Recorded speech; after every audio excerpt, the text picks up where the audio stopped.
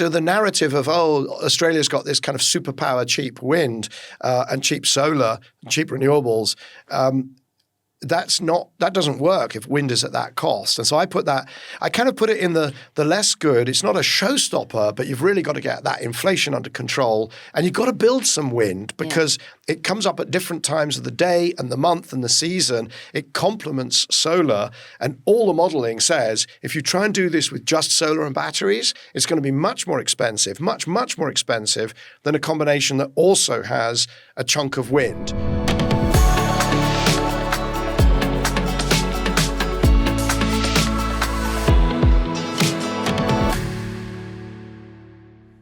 G'day, I'm Anna Freeman and this is Cleaning Up. I'm Head of Electrification at the Energy Efficiency Council and joining you today from Ngunnawal country, which is more commonly known as Canberra, which is of course Australia's capital. And I am joined today by a special guest who has been on tour here in Australia over the course of the last 2 weeks, talking to business, political and thought leaders right across the energy transition to get his thoughts on how we are going here in this wide brown land called Australia. Welcome, Michael Liebreich. Anna, brilliantly done. Thank you so much. So for the audience, we should explain why you're in the hot seat. Well, I think you like to phrase it that I begged you to be sitting here behind this microphone. I'm a long-time listener of this podcast and suddenly find myself hosting you on your own show. What an honour. Thank you.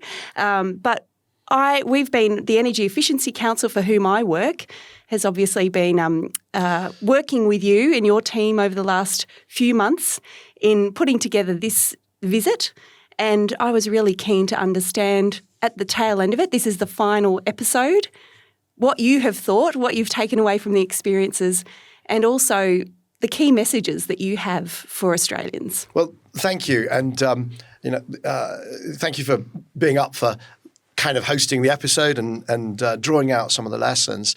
It's just been an extraordinary 2 and a bit weeks here in Australia. So I was in Singapore first, and then I came here. I've been in Sydney, I've been in Melbourne, I've been now here in Canberra, and I've also for the first time got outside the big cities in Australia. I've been coming here since I was trying to work out 2008 or something like that. But I've always done the hops to and from the big cities. So I got to Wollongong. I did the Great Ocean Road with my new best friend, Cameron Begley, CEO of Spiergari. Hi Cameron, and that it's been great. And I think that it's a really interesting time. You've got an energy crisis going on, the Gulf crisis. You've got a transition going on, and of course, led by the party in power is Labour. The last few times I've been here, it's been the coalition, so the Liberals and Nationals, and so that very, very different feel. But you've also got the preparation. Of course, Australia is going to be co-host or I don't even know, you'll know the terminology better than me, of the COP31 later this year in Antalya in Turkey.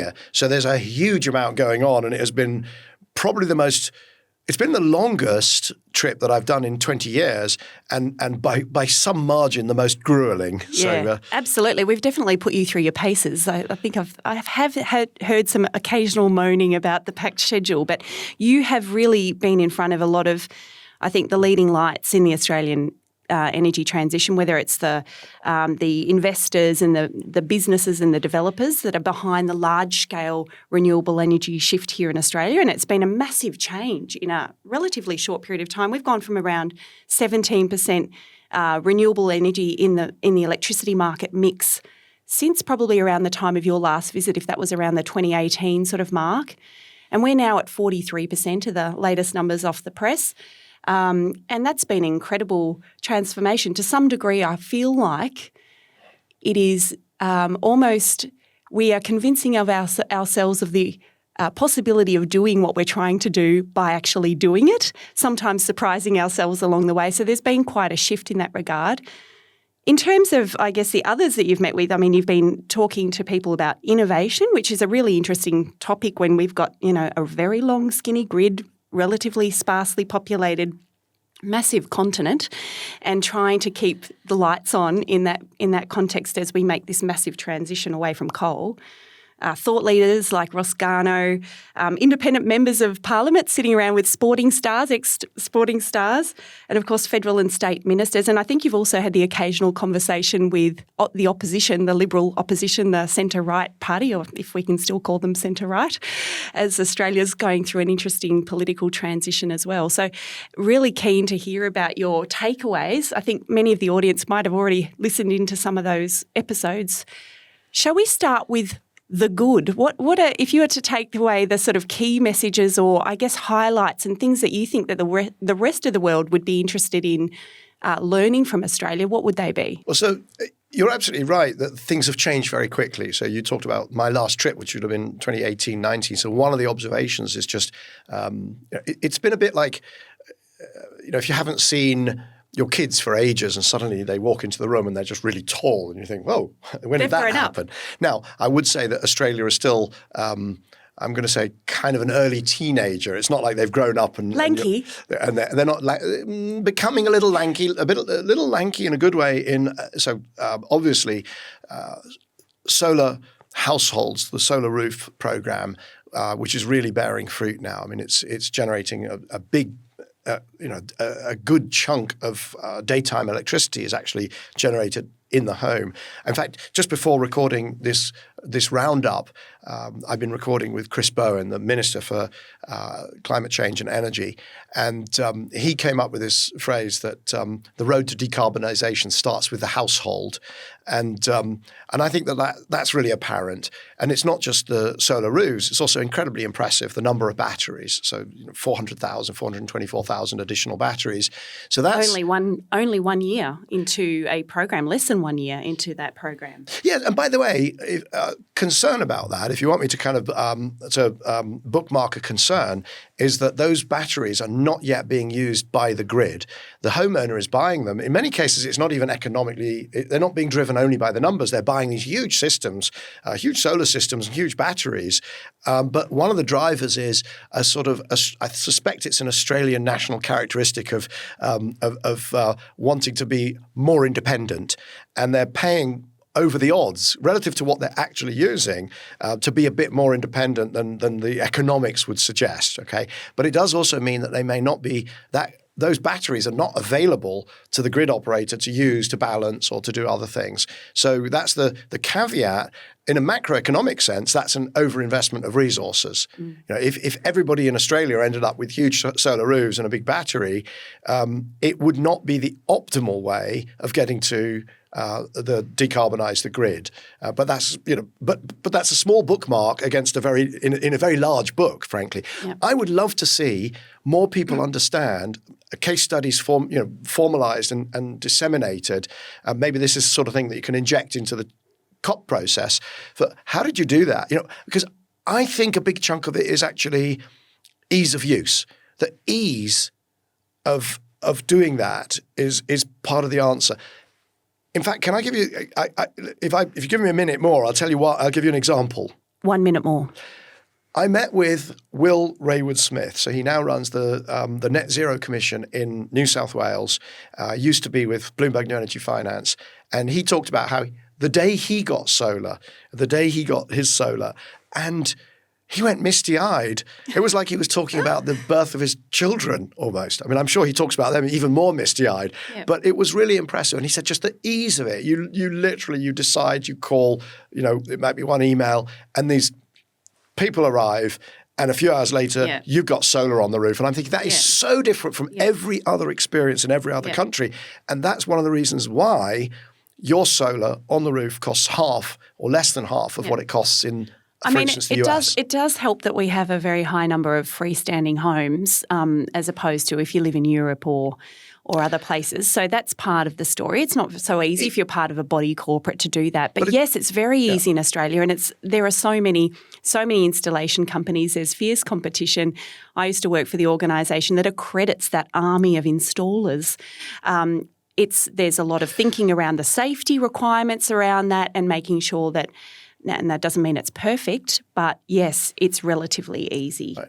And every country has, almost all countries, maybe not Singapore, right, where I was earlier, but if you look across America, there are plenty of freestanding homes. Even in the UK, if you move away from the centre of the big cities, there's lots of freestanding homes. I tell you, Australia there has got stuff to teach the world. Yes. I mean, especially if you compare it to the US, it doesn't really make sense why we are doing so much better in that regard. Okay, so the household story is definitely, a bright spot for Australia. Anything else on your good list before we turn to maybe some of the less good? Yeah, so I think big batteries, starting with the big battery, which was the one that came out of the bet between Mike Cannon-Brookes, your local hero billionaire running Atlassian. Unfortunately, I didn't manage to catch up with him on this trip. I think he's a bit busy running Atlassian with what's going on in AI, and he's having to do some restructuring and so on. So good luck to Mike if he's listening. But there was the bet with Elon Musk: could you build this battery in 100 days? The Hornsdale. And what I loved about it was that that one was called by your former Prime Minister, Scotty Morrison. He was asked about it, and he said, look, if you want to build a big anything, go ahead, knock yourself out. A big banana by the road to advertise, because that's apparently a big cultural thing, the big banana, the big prawn. Pineapple, as people drive. Presumably these are restaurant advertisements. But so he was likening the battery to, a big banana and a big prawn. And within the first couple of years, it actually saved the grid $150 million.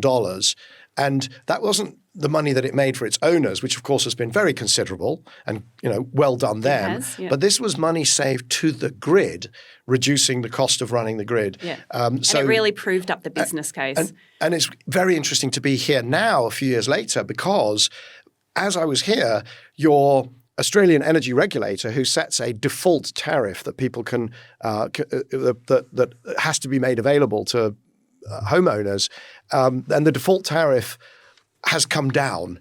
And the reason it's come down is so many batteries that are on the grid now that the gas peakers, which have been setting the price with high-priced gas, they're now being forced out for those very important times of day, the evenings and during the night and so on. And when they have to fill in for the coal-fired power stations, which are so old, they're falling over, I understand.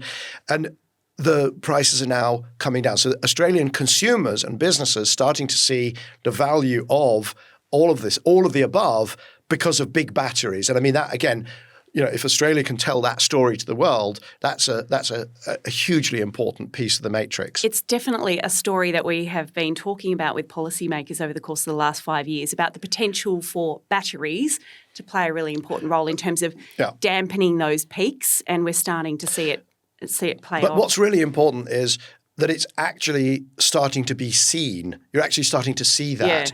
Yeah. So I met privately with David Osman, who produces his weekly analysis of what percentage of the week could renewables plus 5 hours of batteries have covered the Australian grid. By the way, the number is 98.7% for the last, I think it's either cumulatively or for the last week. You can do huge amounts with renewables and batteries.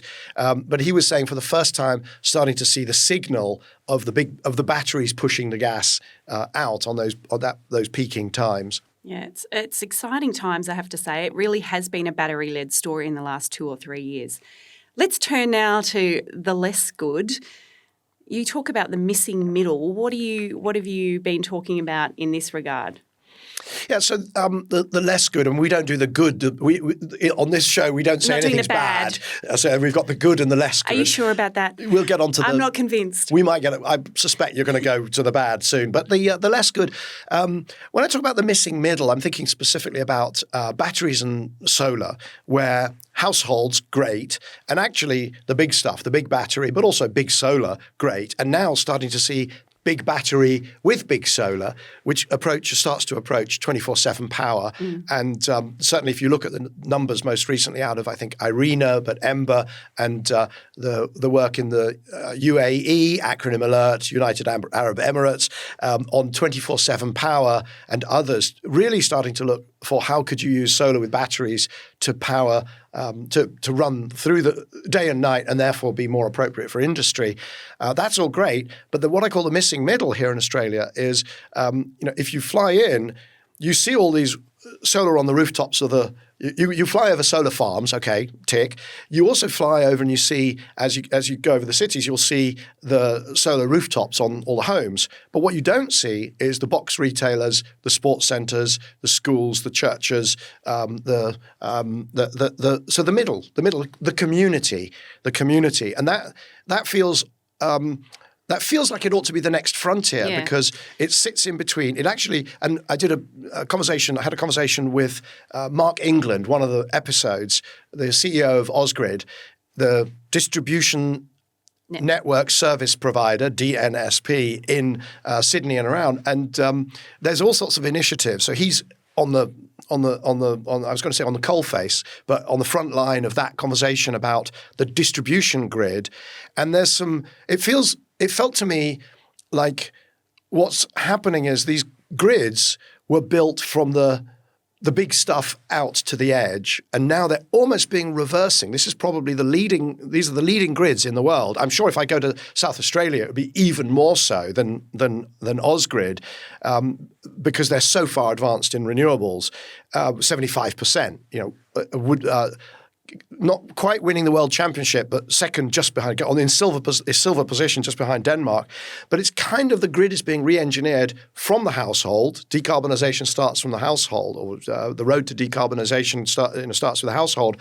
So you're re-engineering the grid from the household out, but the next step has to be these bigger chunks, and there's some regulatory barriers, and there's some inflation barriers, and probably some maybe not technology, but making sure that things don't fall over barriers in terms of what do you do. And by the way, a great example, Lily D'Ambrosio, who's the state minister in Victoria for energy and climate action and so on. And she also has got this grid. She's removing all the coal.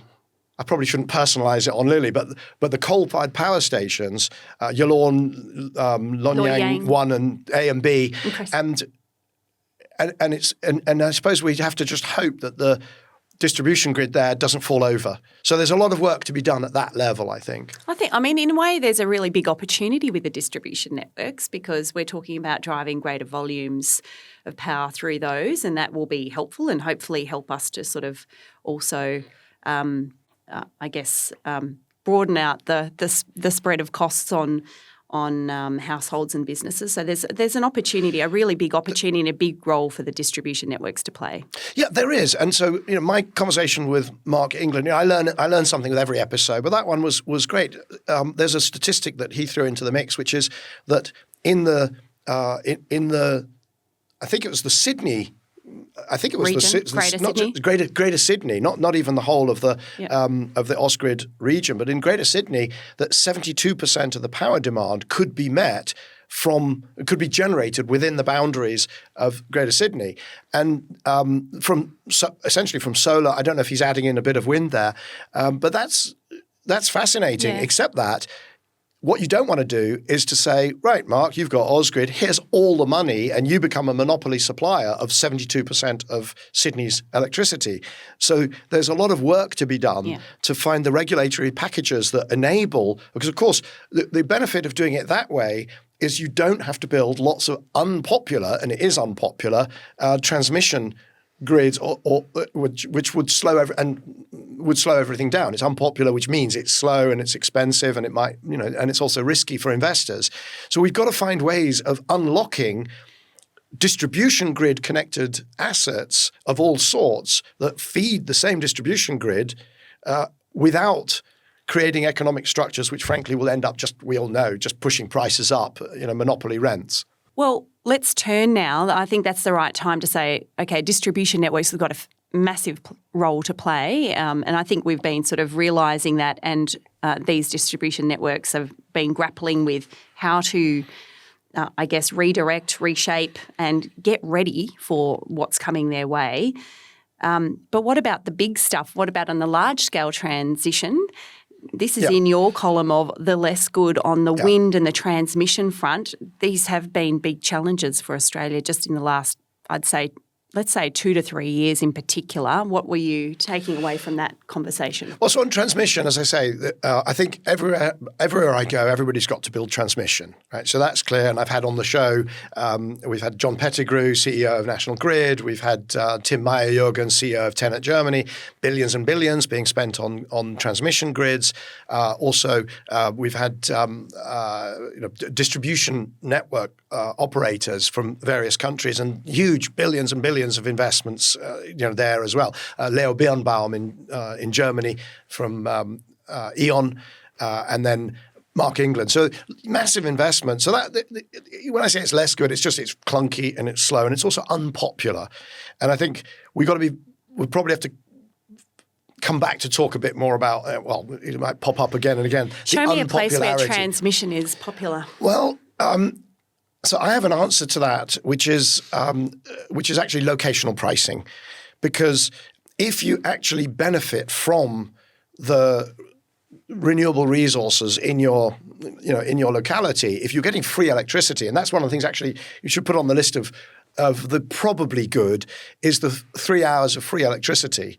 The promise of 3 hours of daytime electricity free.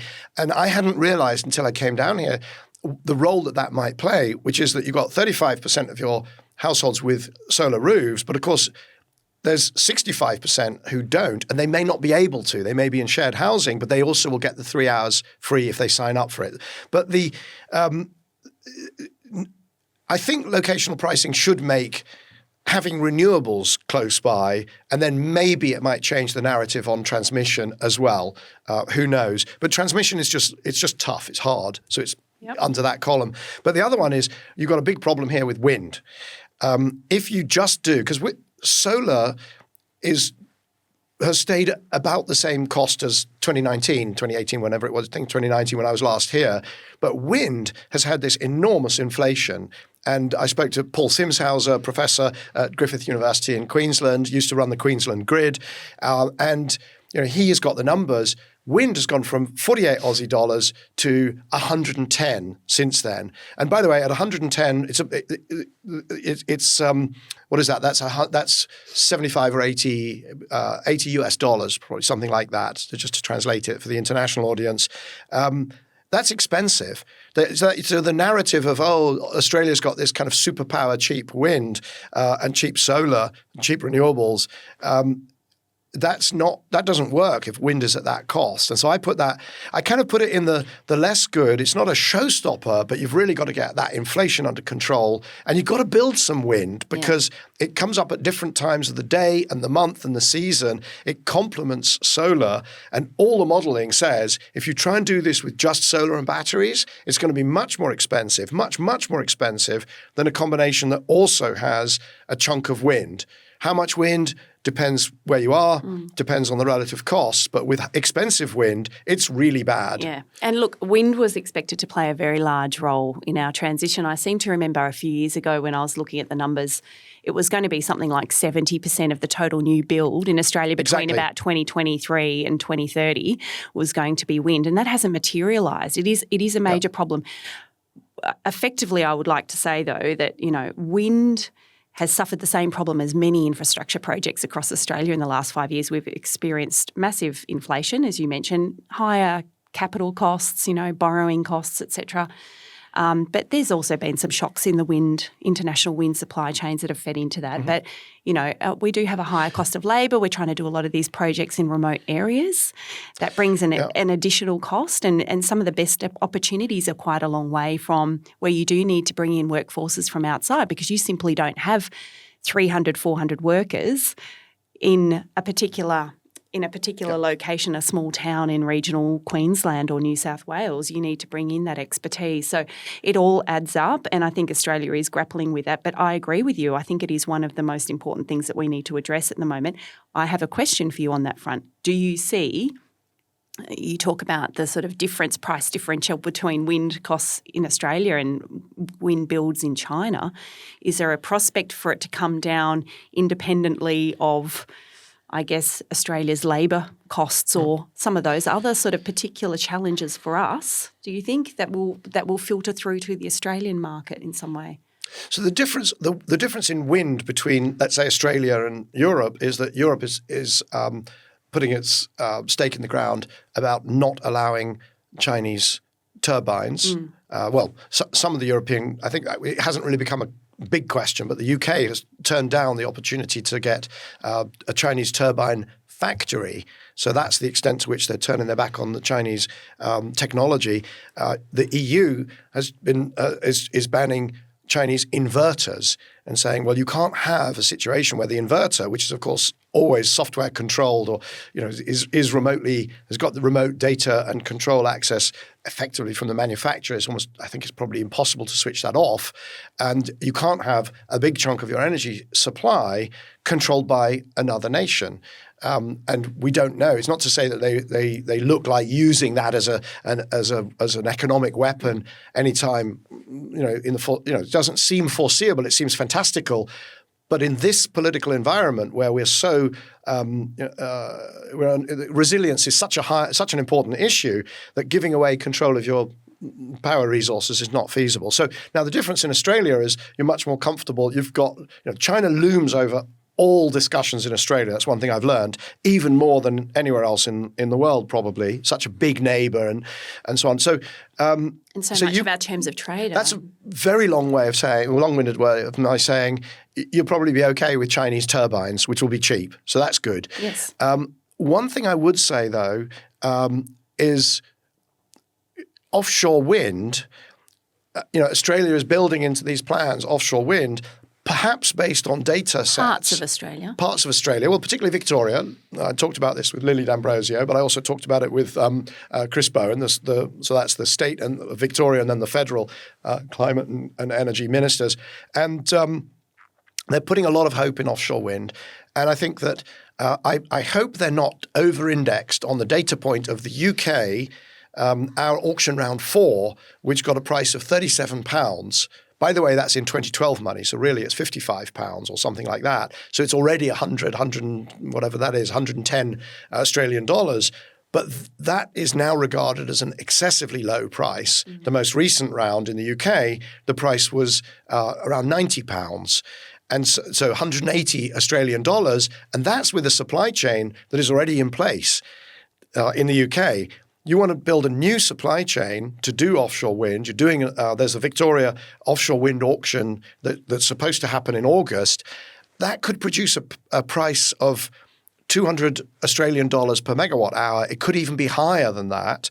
And my question to Lily was: is there any price at which you just decide we're not going to do offshore wind in Victoria? And I would have the same question for Chris Bowen, because I worry that you're building in offshore wind as a solution, and it'll just be.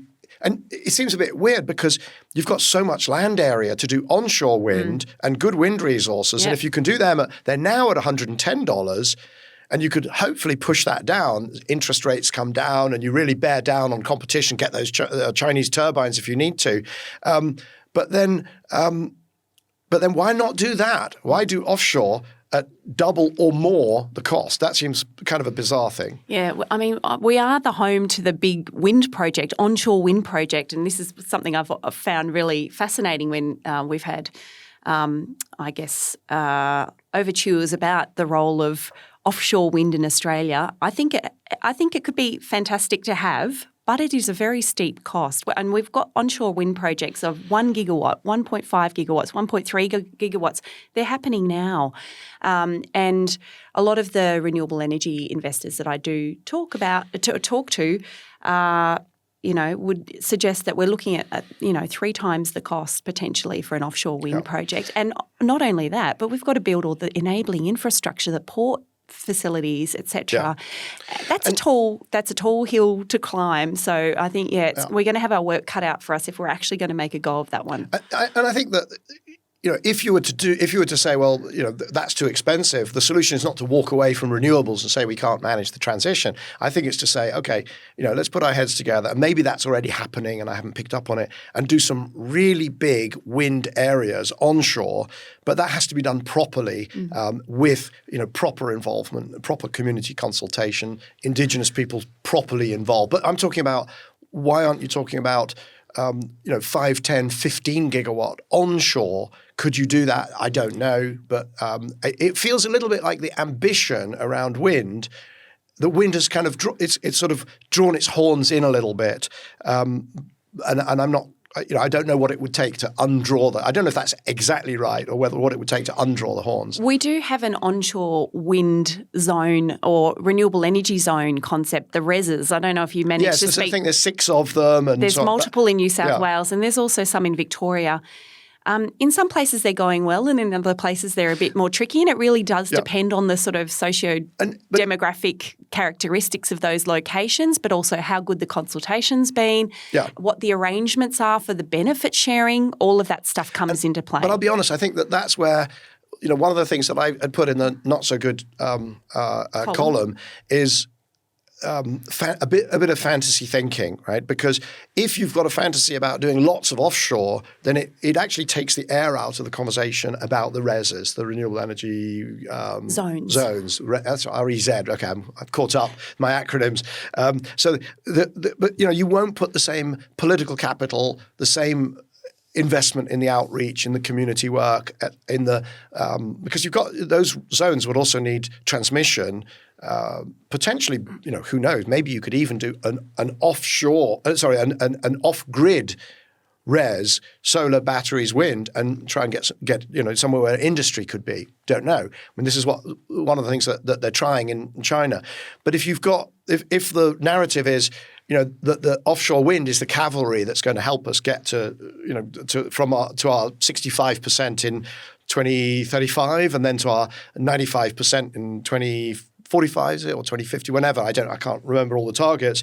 If you think the cavalry's coming, then you don't do the heavy lifting, which is a segue into fantasy thinking in another area, another couple of areas. There is still a bit of fantasy thinking, my observation, around hydrogen. I think people have gone through some of the stages of grief for hydrogen. The famous, I can't remember what it's called, model. Myself included. Yeah, and you go from anger, denial, negotiation, depression, acceptance.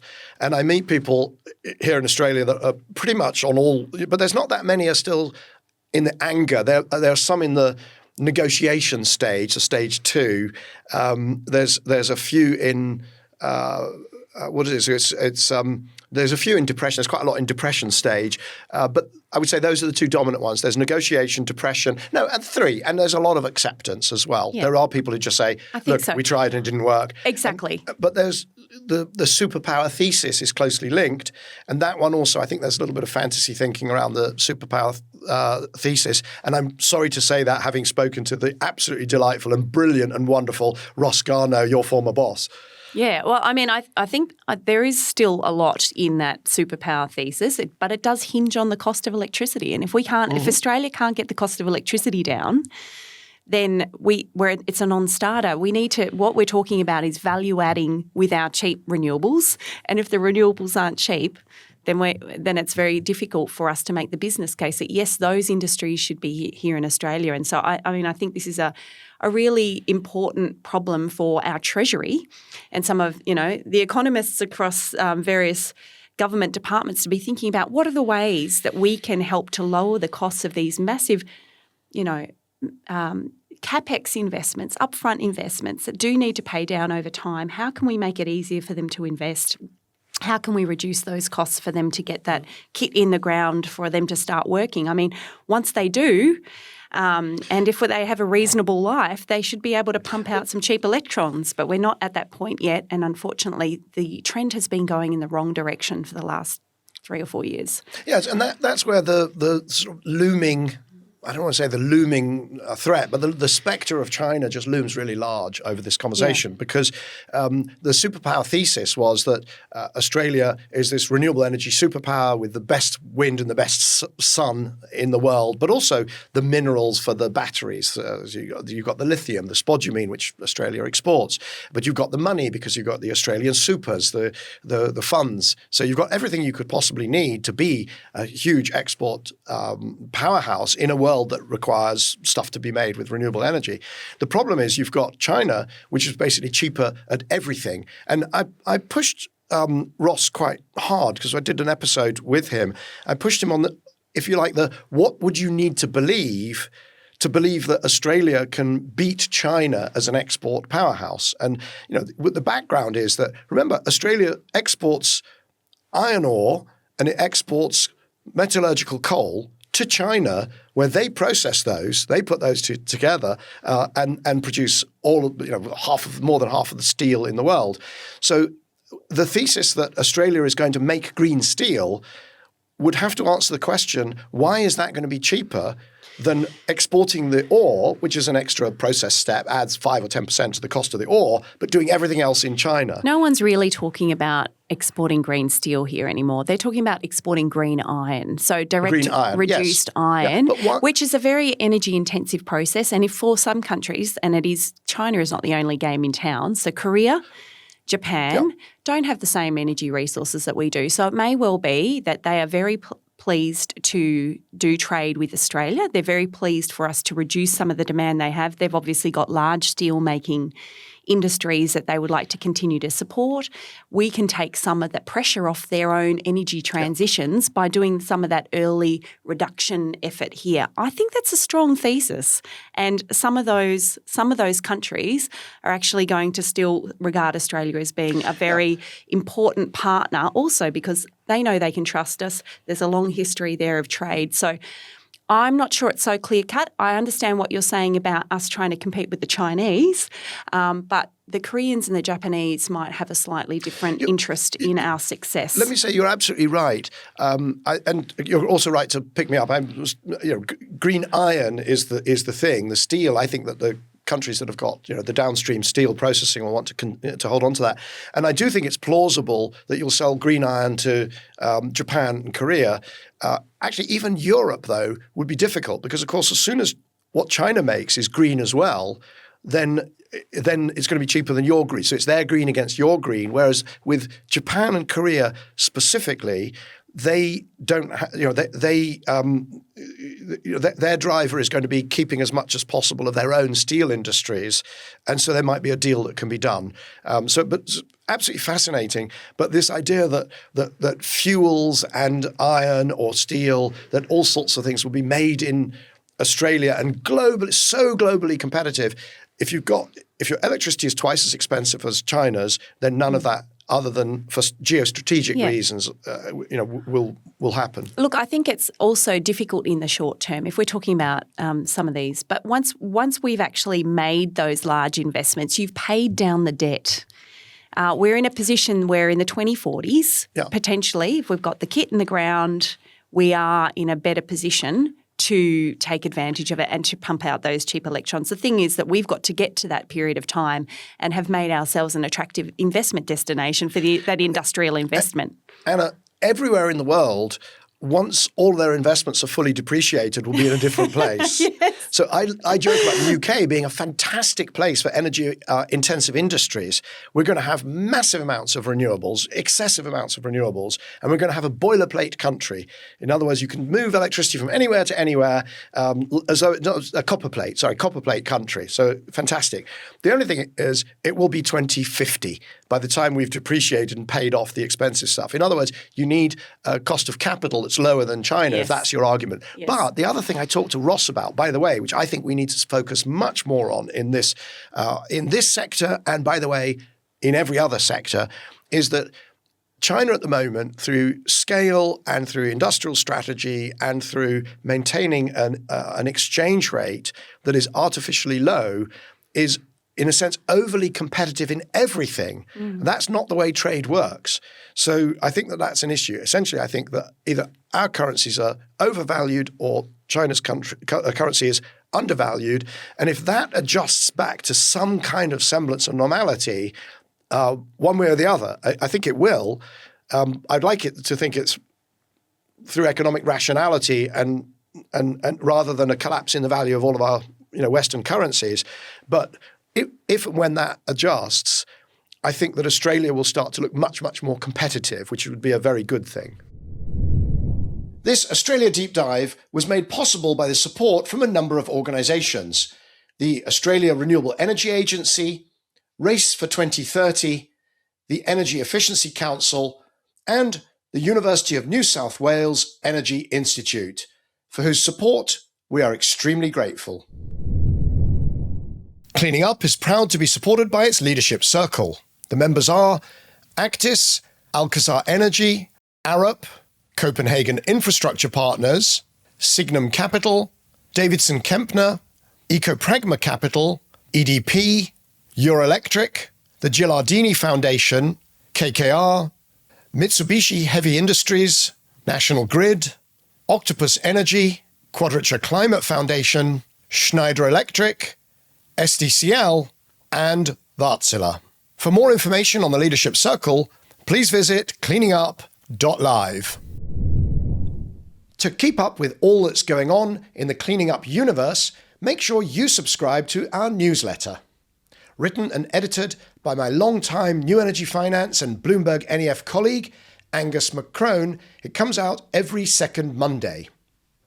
Angus provides the latest on the episodes we're recording, the events we're hosting, stories we're watching, and what Bryony Worthington and I are up to. To sign up for the Cleaning Up newsletter, visit cleaningup.live. Let's turn now to, I think you've termed it the downright ugly. Not the good, the bad and the ugly, but the downright ugly. Diesel addiction is at the top of this list. What have you discovered in your journeys? Yes, I mean, I had wavered about putting inflation in the downright ugly or the not so good, and I think we've dealt with inflation. Let the audience decide where they'd put it. So under downright ugly, you've got I put two things. I put one is the diesel addiction, and let's call it what it is. It's a diesel addiction, and it's a subsidised diesel addiction. You've got this Australia per capita, the biggest diesel consumers in the world, and I think we've been surprised by it ourselves in the numbers that have come out recently, placing us, I think, as accounting for 10% of traded diesel. Yeah, I tried to check that because you raised that with me a few days ago, and I tried to check it using my friend Claude, and it may be a subset of diesel. It's not 10% of it's 1 or 2%. I think it's 2% of all diesel, but in relative to your economic size, that's massive. So maybe it is traded or whatever, but you're very exposed to it, and this has, I think, been brought home because, of course, the Strait of Hormuz being closed. For Australia, it was jet fuel and diesel. I talked to Chris Bowen, Minister Bowen, about how he's been running around trying to get and making sure that alternative supplies are coming in. But that addiction is absolutely integrally linked to two things: the structure of your economy. Mining, extractive industries have been traditionally vast users of diesel, and also agriculture.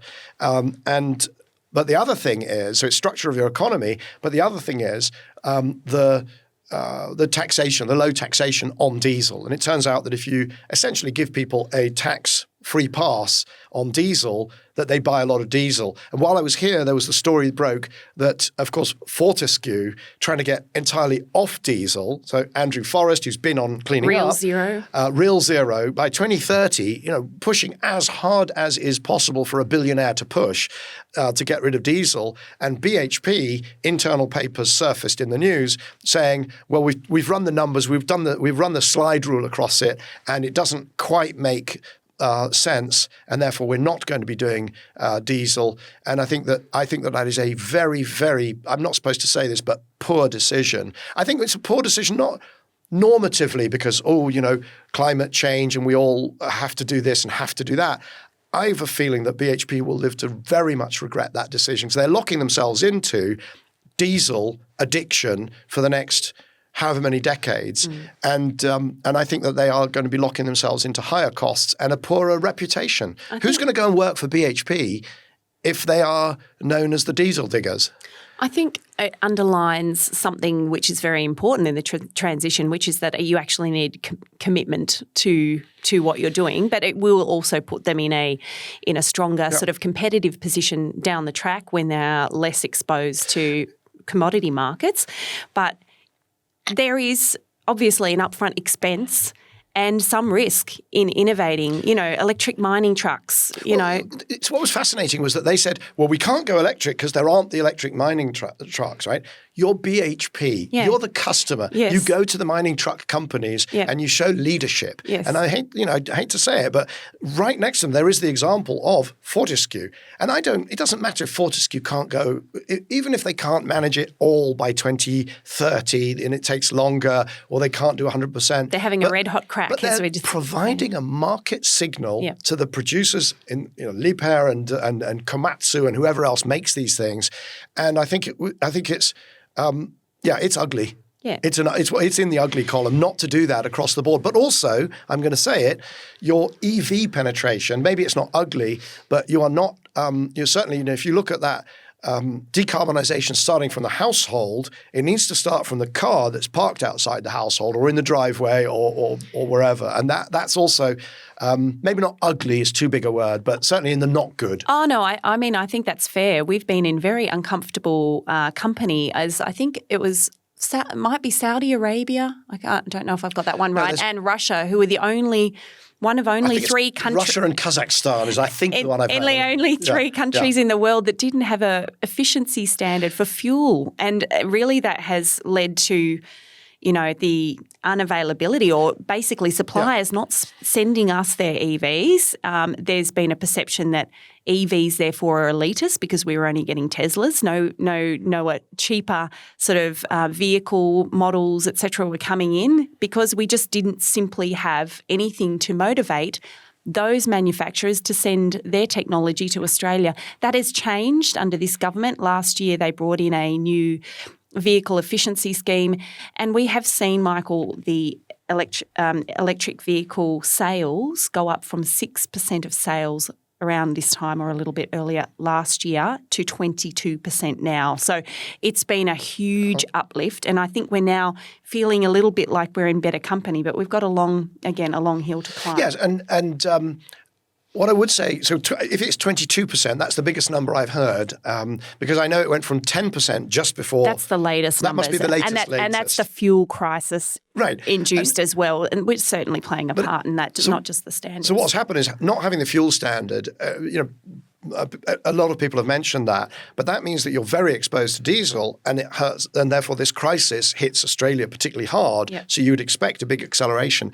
And it was good. I also, one of the great conversations, Darren Miller, the CEO of Arena, and they're sitting sort of funding earlier innovation and funding, he's got firmly in his crosshairs the vehicles and vehicle to grid, which is really interesting to see, because that's the role that Arena plays, is not to be on the kind of current products, but to be investing in the innovation, which you mentioned. I've spoken to innovators. I spoke to Professor Martin Green. I mean, the colossal figure behind so much of the current photovoltaic technology, for which the Chinese are particularly grateful, and Australians, I think, are probably somewhat grateful. But what Darren's doing with Arena is pump priming the next. So there's vehicle to grid potentially in that car parked outside the households might actually be serving the household. And then also things like sustainable aviation fuels, where I think there's a new realization that it will probably be bio-based, or it will not be hydrogen-based, and therefore you can focus on bio-based. And Arena's they just got an extra $1.2 billion to drill into that and to fund early work on that. Whether it'll come to market and when it will come to market, we'll see. But it's really it's refreshing to see some big bets being placed on innovation. I have to say, one of the things I'm most excited about is that when you put all the pieces of the puzzle together, I wouldn't necessarily say that Australia has been an electrification leader, and that's something that I'm spending a lot of time working on at the moment. Well, that's your day job. That's my day job. When you're not hosting podcasts. When I'm not hosting podcasts, which is obviously most of the time. But if you put together the story of, 1 in 3 households with solar, we've now got, in less than 1 year, 500,000 behind-the-meter batteries for households and small businesses. Like, we've only got something like 10 or 11 million households in Australia. So we're already, a 20th of the way there on that front. More people buying EVs. You're going to get to a point where people are very soon going to start saying, why have I got gas in my household? And we're starting to see everyone put it together that, in fact, and I think so with all those different pieces, suddenly I think things are going to move a hell of a lot faster on some of those more thorny issues like the gas transition out of gas, particularly for household and for the low heat and the low, essential services in that regard. So absolutely yes, and you're working professionally on electrification. That's your hat at the moment, is to push that agenda. And I think we're going to see it hopefully in Turkey, in Antalya. Although that's the responsibility of the action agenda will be Turkey's, so Australia's handling the negotiation. I don't know whether we'll get electrification into the negotiation. I am an amateur, or you're a professional on electrification. I'm the amateur because I've got the electrification staircase that I've talked about in a number. I did a presentation at there's this organisation called the Energy Efficiency Council, and I'm smiling because that's you're at the house with which you sit at the moment. Michael spoke at our national conference last week. Very good. And I finished with the electrification staircase. What you talk about, the electric vehicle and the electric heating, absolutely is on the bottom rung of the staircase, as is, by the way, industrial heat pumps. And I think that we've got to see progress. But we shouldn't pretend it's easy, because that Australian home that has got maybe gas heating in just one room or two rooms and so on, it is throwing out a lot of heat very quickly. Right? You switch that on and that is fast. And of course, what the heat pumps want to do is just stay on and heat constantly at using lower temperatures to be very efficient. So I won't say there's a long way to go, but it's really it's a good challenge. And I'm really proud because I came up with the slogan for your work on electrification. Oh yeah, tell me, what is it? Well, so you've heard of electrify everything, and that's controversial because it actually sort of says Not really. So I came up with electrification is everything, because if we're going to get to anywhere near these ambitious decarbonisation targets, whether it's 2035, whether it's 2050 net zero, or near net zero, or pragmatic climate, whatever. I can feel some merchandise coming on. Yeah, there's definitely a merchandise opportunity. I will always go and trademark the name quickly as soon as we're out of the studio. But all roads lead not just from the household, but because you've got to do industry as well. Yeah. If you say it's all roads to decarbonisation, what was the phrase exactly? It was through households. Go through households, but they go through industry as well. Yeah. And so I think we've got to electrification is everything. Electrification is everything. So that's going to be at least my mantra. And I can see already I'm going to get a MAGA hat and put electrification is everything and some buttons and all that. But I'll sell you the licensing rights. Oh well, thank you very much. I think we might be going with a different slogan, which is electrify now, which really puts the focus on the urgency of the problem. But I do like yours as well, and I'd be happy to buy your T-shirt. My only concern with electrify now and electrify everything is also that it's an order. You're giving orders, and there's one other issue I want to raise just here, if I might, which is how we talk to people. And there is a slight drumbeat of, I'm going to say it, authoritarianism. Oh. And lack of transparency. Where? So I don't want to overtrade that trend, but my conversation with Lily D'Ambrosio brought it out that, for instance, there's going to be the big. Actually, the owners of the plants are the ones that are going to do the shutting. And so the big coal plants are going to shut. And then, of course, there has to be, at that point, enough other resources to keep the lights on and keep everything functioning. And the modelling has been done, but it's not in the public domain. And so Lily was pointing to, but AEMO says it's all fine. But, of course, the contracts with those coal-fired power stations are not in the public domain. The modelling is not in the public domain. And I find that problematic. So I've been a big promoter of something called Free the Models, #Free the Models, because too often what we've got is black boxes, GenCost, right, which is the big model that optimizes everything. The trouble is that the average citizen can't run gen cost. And the academics have to be allowed to get under the hood of all the modelling, and to the greatest extent possible, all contracts have to be forget the bits that are commercially sensitive. The price you can blank out, the specific terms you can blank out, some of the warranties. But if people can't scrutinize this stuff, they will feel bounced into things that may push up their costs only temporarily, or it may require them to clear the loft or install an electric plug in their driveway. It may require annoying things, and they're not on board with it. Well, I will acknowledge that yes, there has been some frustration that the commercial details of the contract between the Victorian government and I think your lawn have not been released. Correct.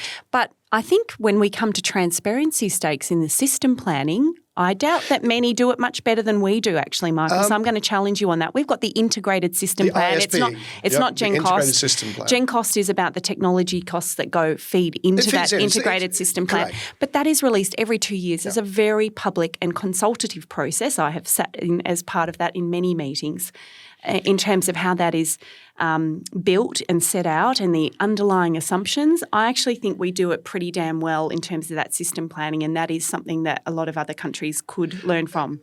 So the Free the Models was about whenever a public authority commissions modelling, that the model, the code, not just the assumptions, but the code and everything, so that people could replicate it. And it's built on the open source movement in software and saying, look, if you want every researcher, every university, et cetera, to be able to try and optimize, maybe come up with a different way. I'm working with a company that's building digital twins of grids, but so we need radically more transparency. If Australia is state of the art, that just means that all the other countries have a problem as well, and they do. By the way, frankly, they do. So I think that's something I would love to see progress on. Michael, I think we're getting close to time, so I want to ask you. You have a section here about interesting tidbits, which I'm going to reframe in Australian speakers, the odd spot. Tell us, this is a little section that used to appear at the bottom of the newspaper where I live in Melbourne. Every day, the odd spot. What were your odd spot items? So I said at the beginning that what was great was I got outside the big cities. We did the Great Coast Road, and that was fabulous to see. Actually, to see some of the diversity of Australian landscapes, just a tiny, tiny, minuscule fraction. But I also met Amanda Gorman in Birregurra, and she's an expert on Indigenous foods. And so we tried a whole bunch of bush food, and it was just very, very interesting. So that was a highlight, as was, by the way, Aussie rules football. I'd never seen a game before. It's brilliantly fast. Impressive, isn't it? It's impressive because all the rules are designed around keeping the ball in play and keeping the flowing motion. So you have somebody catches the ball and there's a mark and there's 30 seconds to play it, and the field all reorganizes itself and off you go again. There are no scrums. There are very few interruptions to play. It's incredibly fast. I mean, forward. Not passes, but the way the ball is knocked forward. It's brilliant. And Carlton beat Geelong. And I was really pleased to see that because I know that you're a Geelong fan. I am. I'm impressed that you've gone along. You've also remembered the teams that were playing, even though they were wearing the same colours. That's also good. Anything else on your list? Oh, I think there's just too many things. And I had dinners and lunches. Alan Finkel, the former chief scientist, Engineering with Rosie, the star and founder of that, Rosemary Barnes, set up for me to meet and have a dinner with the Canberra Clean Energy Massive, and we had a fantastic dinner. So there's just too many highlights of. Let me finish on one note. I was very impressed when I went to Canada with the quality of the Canadian, I'm going to call it the climate community. So the people working on climate, and there's something going on that I see around the world, and I'm part of a generation that will be, or in some cases has already started to hand over to another generation that you can really see, and they're in their prime and they're absolutely brilliant and they've got fresh ideas and so on. And I see that. I actually think that Canada and Australia, I've been really impressed with the climate. Here they're all got their own acronyms. Ecosystem. But the ecosystem is really impressive. No, but it's not the ecosystem, it's the individuals, the quality of the individuals working on this, the support for clean energy and climate is much broader than I thought. I was worried I'd come here and it would be trench warfare and everybody would have their heads down. Not at all. People are out there. They're leading. They're younger than me and some of the folks who've been leading. It's really impressive. And I'm going to say it at the risk of upsetting some people in the UK. They've got more mojo and more dynamism and more freshness than the community in the UK. And obviously in the US, there it is, that kind of trench warfare and heads down kind of thing going on. So that's a fantastic, invigorating trip that I've been on. Well, thank you for those very encouraging comments. And as a person who has a lot of friends in the UK, I'm not going to make any additional comments there except to say that I know a lot of very fine quality people living and working on those issues as well. Michael Liebreich, may I just say, you have been the most interesting guest on this important podcast, Cleaning Up. I hope you have enjoyed it as much as I have, and we've really enjoyed your company down under, and we hope it won't be the last time we see you. Well, Anna, you're very kind. I've had so many far more interesting guests on Cleaning Up. But I'd like to thank you for being game, for sitting in the hot seat, turning the tables on me. I also, clearly, we have to thank the other people, so your colleagues at the Energy Efficiency Council, Luke Menzel, there's Bill Lilly at Race for 2030, the entire team at Arena who've helped us sort of network and set up these conversations. They've supported the whole of the tour, and it's been absolutely great. And with that, I think this is the point where I turn to my camera and I say, as always, we'll put links in the show notes to resources that Anna and I mentioned during our conversation. Too many to mention here. So in addition to all the other thanks that we've already delivered, I'd like to thank the team here at Lonsdale Street Studio for their help setting up this conversation.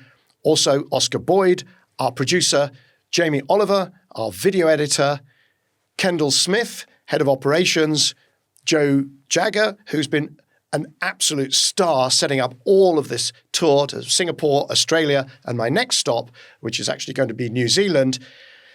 Everybody behind the scenes at Cleaning Up, the Cleaning Up Leadership Circle, many of whom we've met during the tour of Singapore and Australia already. And of course, you, the audience, for bearing with us through what is now the 9 episodes of the Deep Dive Australia of Cleaning Up. Please make sure that you subscribe to our newsletter. So that is cleaninguppod.substack.com to make sure that you don't miss any episodes of this or future deep dives, and also the normal Cleaning Up programming. And if you've been listening to this Australia deep dive and wondering why Cleaning Up doesn't do a deep dive on your country or your industry, your sector, your business model, whatever, then we'd love to hear from you, because we are planning our activities for 2027 and all things are possible. So get in touch. Cleaning Up is proud to be supported by its leadership circle. The members are Actis, Alcazar Energy, Arup, Copenhagen Infrastructure Partners, Signum Capital, Davidson Kempner, Ecopragma Capital, EDP, Euroelectric, the Gilardini Foundation, KKR, Mitsubishi Heavy Industries, National Grid, Octopus Energy, Quadrature Climate Foundation, Schneider Electric, SDCL, and Wärtsilä. For more information on the Leadership Circle, please visit cleaningup.live. If you're enjoying this episode, please hit like, leave a comment, and also recommend it to friends, family, colleagues, and absolutely everyone. To browse our archive of around 250 past episodes and to subscribe to our free newsletter, visit cleaningup.live.